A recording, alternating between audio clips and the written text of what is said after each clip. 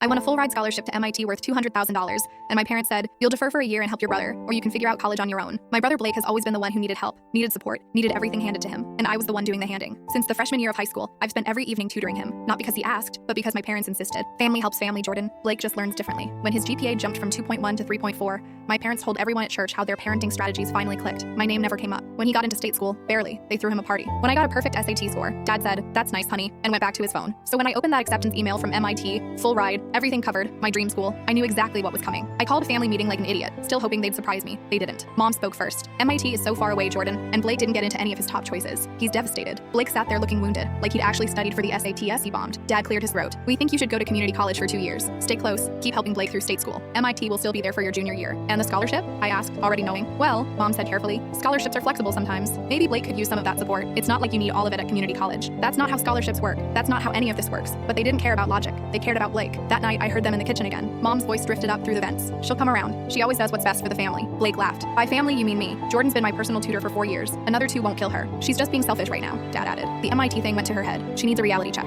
A reality check. Right. I spent the next hour at my desk, finding a template for MIT acceptance letters online. I modified it, printed it on resume paper, and matched the formatting perfectly. Made it look like it had been sitting on my desk for days, slightly crumpled from excited rereading. Then I placed it right there in plain sight, half tucked under my laptop. The real acceptance? Already confirmed through the online portal 2 days after I received it. Enrollment deposit paid, housing secured. The admissions office had my personal email and cell phone for all correspondence. This paper letter was bait, and I left my door unlocked when I went to my friend's house the next afternoon. I got home 4 hours later. The house was quiet, too quiet. I walked upstairs and found my desk exactly as I'd left it, except the letter was gone. My stomach did a small flip of satisfaction. I checked my email obsessively for the next 3 days, waiting. On day 3, I got it. An automated email from MIT admissions. "We received your scholarship decline notification. We're sorry to see you go." My hands were shaking when I walked downstairs. They were all in the living room, watching TV like nothing had happened. "Hey everyone," I said casually. "Weirdest thing just happened." Mom looked up, her expression carefully neutral. "What's that, honey?" I held up my phone. "MIT says they got a decline letter from me. That's strange, right? Since I never sent one." The room went still. Blake's face drained of color. Dad sat up straighter. "Maybe it's a mistake," Mom said weakly. "That's what I thought too." I pulled out my own laptop, still smiling. So I checked the tracking number they sent. "Someone mailed a letter from our zip code 3 days ago. Return address, our house."